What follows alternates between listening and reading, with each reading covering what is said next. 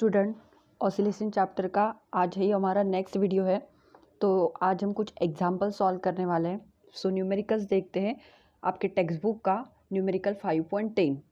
सो आपके स्क्रीन पर है, the period of oscillations of simple pendulum increase by 10% when the length is increase by 21%। Find its initial length and initial period हमें find करना है। तो देखो क्या दिया है, first the period of oscillations of simple pendulum increase by 10%। 10% मतलब time दिया है T2 is equal to 10%, okay T1। So T2 is equal to, देखो 100 से 10 गुना ज़्यादा है, मतलब क्या रहेगा 110%, ये T1। अभी देखो ये लेंथ जो है, लेंथ क्या दिया है, length is increase by 21 centimetre. So L is equal to 21 centimetre, मतलब ये सेंटीमीटर का मीटर में करेंगे तो ये क्या होगा 21 इंटू 10⁻⁻2 मीटर। ओके, सो इसको डायरेक्टली मैं ऐसा भी लिख सकती हूँ, मतलब डेसिमल पॉइंट शिफ्टिंग कर रही हूँ तो 0.21 मीटर हो जाएगा। ओके, सो अभी T2 की वैल्यू निकालिए, तो T2 divided by T1 is equal to क्या रहेगा 110 divided by 100। Okay, so L2 देखो, L2 क्या हो रहा है, यहाँ पे इंक्रीज हो रहा है, तो L2 हम इंक्रीज हो रहा है, ये तो नॉमिनल L की वैल्यू निकाल ली, बट L2 हमारा इंक्रीज हो रहा है, तो हम ऐसे लिख सकते हैं L2 is equal to L1 plus 0.21। Okay, जो हमने निकाली है वो वाली वैल्यू। सो टाइम का फॉर्मूला है हमारे पास, टाइम पीरियड का, T is equal to 2π√L/G। So यहाँ पे ये फॉर्मूला आप लोगों को याद रखना पड़ेगा। So T is proportional to √L, मतलब लेंथ के साथ वो प्रपोर्शनल रहेगा, तो हम ऐसा लिख सकते हैं T2 by T1 is equal to √L2 by L1। Okay, so यहाँ पे वैल्यूज, यहाँ पे इसका रेशियो दिया है, T2 बाय T1 का रेशियो कितना दिया है हमारे पास ऑलरेडी है, वो दिया है 110 डिवाइडेड बाय 100। तो यहाँ पे पुट करते हैं 110 divided by 100 is equal to L2 की वैल्यू दी है, L2 कितना दिया है, ये वाली वैल्यू L2 की, सो L1 plus 0.21 divided by L1।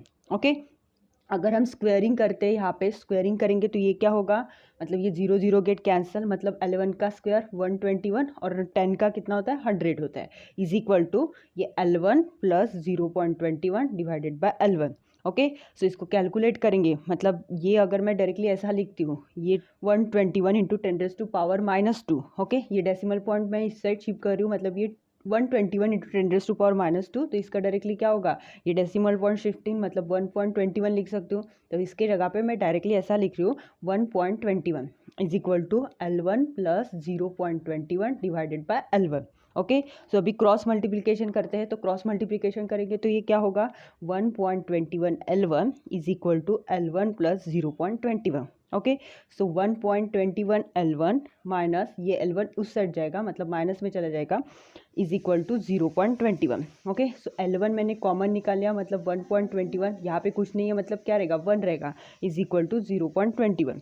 Okay, so L1 इसको कैलकुलेट करते हैं हम लोग, तो क्या आंसर मिलेगा 0.21 is equal to 0.21।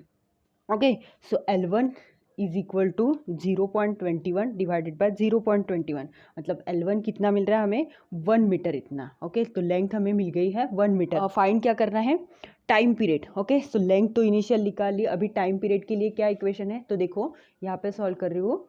So time का फॉर्मूला है T is equal to 2π√L/G। Okay, so अभी वैल्यूज पुट करते हैं, ये 2 इंटू 3.14, पाई की वैल्यू यहाँ पे पुट की 3.14, √ लेंथ कितना है 1 है, और यहाँ पे जी की वैल्यू 9.8 कंसिडर करते हैं। ओके, 1 का रूट मतलब 1 ही होगा, तो यहाँ पे 9.8 का मतलब स्क्वायर, ये पाई का स्क्वायर, जैसे कि ये पाई का स्क्वायर कितना होता है 3.14 का स्क्वायर, मतलब ये कितना होगा 9.86 होगा, तो मैं डायरेक्टली यहाँ पे 9.86 मतलब यहाँ पे कंसिडर कर सकती हूँ 3.14, तो T is equal to 2 into 3.14 divided by 3.14, 3.14 get cancel, तो T is equal to 2 second इतना टाइम लगा, मतलब जिस पेंडुलम की लेंथ 1 मीटर होगी उसको कंप्लीट एक ऑसिलेशन करने के लिए 2 सेकेंड इतना टाइम लगेगा। सर साइज का एग्जाम्पल नंबर 13 आपके स्क्रीन पर, a simple pendulum perform SHM of time period 4 second, मतलब टाइम पीरियड दिया है हमें, कितना दिया है T is equal to 4 second इतना टाइम पीरियड दिया है।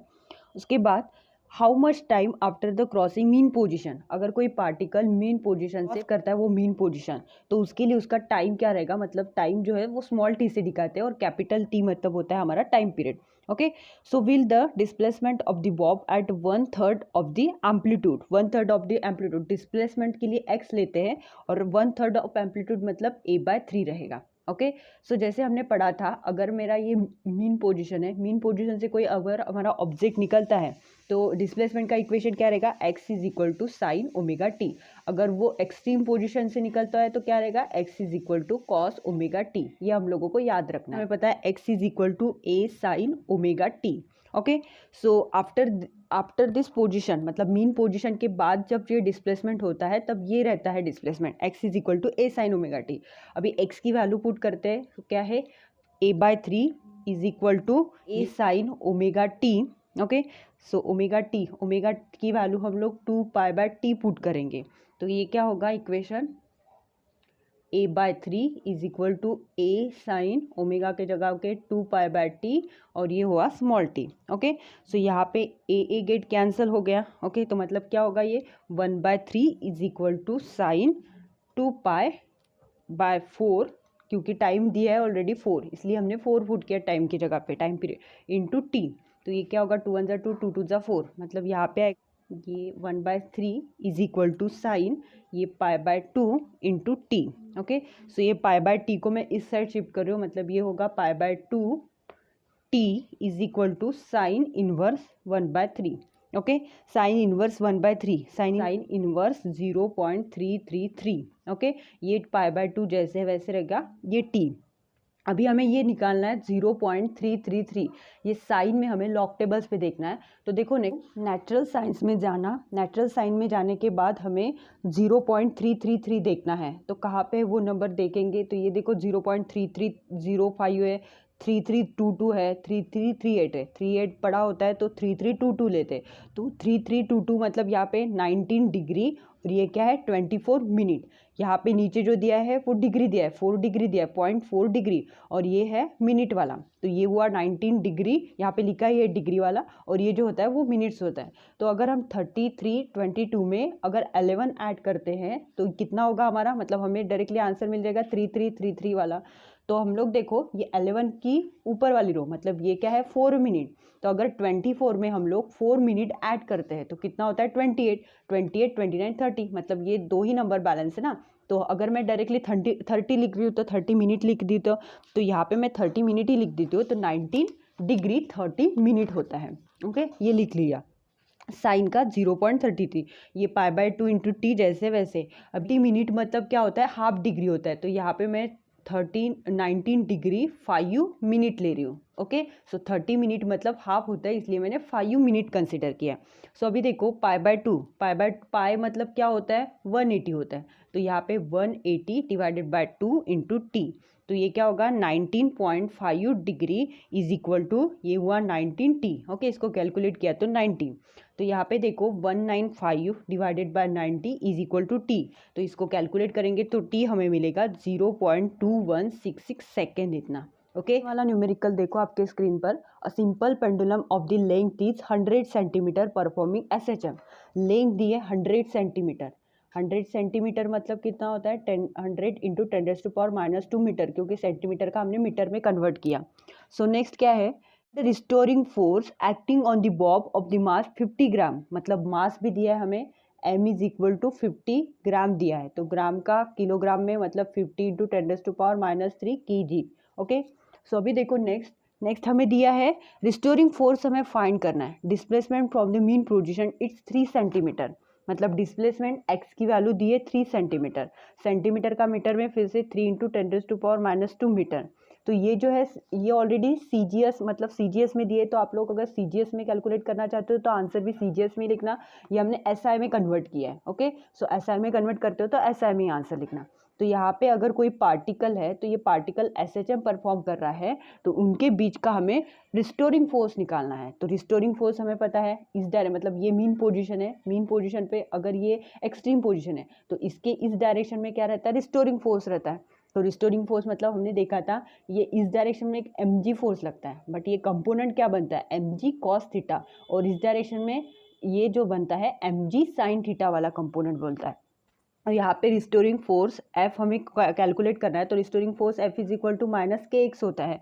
तो F is equal to mg sine theta. क्यों mg sine theta? Because restoring force displacement के अपोजिट डायरेक्शन में लगता है, तो इस डायरेक्शन में अगर डिस्प्लेसमेंट हो रहा है तो उसके अपोजिट डायरेक्शन में रिस्टोरिंग फोर्स लगेगा। तो इसका एक कंपोनेंट लिखा हमने mg sine theta. Okay, so F is equal to mg। अभी देखो ये साइन थीटा के जगह पे मतलब ये जो हमें एंगल मिला था, ओके, तो एंगल के लिए हम लोग क्या लिखते थे, x/l। ये पहले की वीडियो देखो तब जाके आप लोगों को ये डाउट क्लियर हो जाए कि ये x/l कहाँ से आ गया। Okay, so force is equal to m कितना है, मास दिया है 50 into 10⁻³ into 9.8 into 3.3 into 10⁻²। Okay, divided by l की वैल्यू है 100 इंटू 10⁻²। ये 10⁻², ये 10⁻² get cancel, so force is equal to ये 50 है और ये 3 है, मतलब ये क्या होगा 150 into 10⁻³ into 9.8 divided by 100। Okay, so अभी ये जीरो गेट कैंसल, मतलब क्या होगा, ये फोर्स इज इक्वल टू, यहाँ पे लिख रही हूँ force is equal to 147 divided by 10 into 10⁻³ okay, so इसको कैलकुलेट करोगे तो आप लोगों को फोर्स मिलेगा 14.7 इंटू 10⁻² न्यूटन। फोर्स का यूनिट जो होता है वो न्यूटन। यहाँ पे हमने एक पॉइंट शिफ्ट किया है, डेसिमल पॉइंट, इसलिए यहाँ पे 10⁻³ का हमने 10⁻² निकाला है। ओके, सो दैट्स इट, ये हमारा फाइनल आंसर है। सो नेक्स्ट न्यूमेरिकल देखो, नंबर 15 देखो, find the change in length of the second pendulum. The acceleration due to gravity at the place changed from 9.75 metre पर सेकेंड स्क्वायर to 9.8 मीटर पर second square. तो हमें क्या निकालना है, ये लेंथ निकालनी है सेकेंड पेंडुलम। सेकेंड पेंडुलम में क्या बात हो रही है, सेकेंड पेंडुलम की बात हो रही है, तो यहाँ पे हमें लेंथ फाइंड करना है। तो देखो g1 की वैल्यू दी है, मतलब ग्रेविटी दी है एक 9.75 मीटर पर सेकेंड स्क्वायर। ओके, उसके बाद दूसरी दी है ये L लेंथ के लिए, लेंथ क्या रहेगी इसकी L1 कंसीडर करते हो।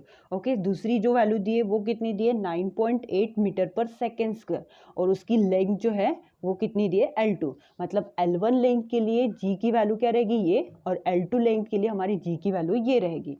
तो हमें L2 माइनस L1 ये फाइंड करना है। ओके, सो L2 क्या होगा फिर, L2 is equal to G2 by ये हमारे पास फॉर्मूला है L is equal to G by pi square. So इसी को हम लोग रीअरेंज करके ये L1 एंड L2 लिख रहे हैं। सो L1 क्या होगा, L2 क्या होगा G2 by L square. Okay, so same as L1 क्या होगा G1 बाय पाई स्क्वायर, यहाँ पे G1 एंड G2 क्योंकि ये L1 एंड L2 की है ना इसलिए। So L2 minus L1 is equal to क्या होगा G2 बाय वैल्यू पुट करो ये pi square minus G1 bye ये पाई स्क्वायर। ओके, सो यहाँ पे G की वैल्यू G2 की क्या है 9.8 माइनस 9.75 डिवाइडेड बाय ये पाई स्क्वायर, बेस सेम है इसलिए मैंने पाई स्क्वायर लिख लिया। ओके, तो ये कैलकुलेट करेंगे तो ये क्या होगा 0.05, ये डिवाइड में 3.14 का स्क्वायर, क्योंकि पाई का स्क्वायर अभी कुछ देर पहले हमने बताया था 3.14 का स्क्वायर करते तो 9.86 आता है। तो यहाँ पे मैं डायरेक्टली वैल्यू लिख रही हूँ 0.05 डिवाइडेड बाय 9.86, तो इसको कैलकुलेट करेंगे तो 0.0049 मीटर इतना हम लोगों को आंसर मिलेगा। मतलब लेंथ जो है वो हम मीटर में कंसीडर करते हैं, तो L2 by L1 is equal to 0.0049 metre इतना हमारा फाइनल आंसर रहेगा। Okay, so next question 80 number का, the period of oscillation of body of mass m1। एक बॉडी है उसका मास m1 दिया है, जैसे कि ये स्ट्रिंग है, स्ट्रिंग को अटैच मैंने एक बॉडी m1 अटैच किए, उसी को ही हमें m2 अटैच करना है, सस्पेंड करना है। सो एक बॉडी m1 है उसके लिए टाइम t लग रहा है, तो दूसरी बॉडी अगर मतलब टोटल बॉडी है हमारी m1 प्लस m2 कितनी है, इसके लिए हमें टाइम जो लग रहा है टाइम पीरियड t लग रहा है। Okay, so m1 divided by m2, मतलब इसका रेशियो हमें फाइंड करना है। तो t का फॉर्मूला क्या है 2 pi under root of m1 by k। Okay, so equation number 1 देती हूँ। अब ये एक के लिए हुआ, पर दूसरे के लिए क्या रहेगा, टाइम कितना है 2t है टाइम पीरियड, ये 2 पाई अंडर रूट ऑफ ये m1 plus m2 divided bye k होगा। उसे इसको इक्वेशन नंबर 2 देते हो। अभी हम लोग कंपेयर करते हैं दोनों भी इक्वेशन को, मतलब हमें कंपेयरिंग मतलब रेशियो वहाँ पे फाइंड करना है। तो equation number 2 divided by equation number 1 से। ओके, सो इक्वेशन नंबर 2 क्या है, यहाँ पे 2t/t is equal to 2 under root of, ये क्या है, m2, मतलब एक m1 plus m2 divided bye k, और इसके बाद नीचे डिवाइड में m1 डिवाइडेड बाय k। ये 2 कैंसिल, ये टी गेट कैंसिल, तो क्या होगा, यहाँ पे 2 आएगा। ये अगर हम लोग कंपेयर, मतलब एक ही अंडर रूट में लिखे तो यहाँ पे क्या होगा, ये m1 प्लस m2 k भी कैंसिल हो जाएगा। ओके, सो ओनली m1 बचा। तो मैं ऐसा लिख सकती हूँ, अगर मैं स्क्वेयरिंग करती हूँ तो स्क्वेयरिंग करेंगे तो क्या होगा, ये 4 हो जाएगा, ये क्या होगा m1 plus m2 divided by m1। Okay, so यहाँ पे देखो, सो क्या लिख रही हूँ फिर, ये अभी ये 4, मतलब ये 4m1 is equal to m1 plus m2।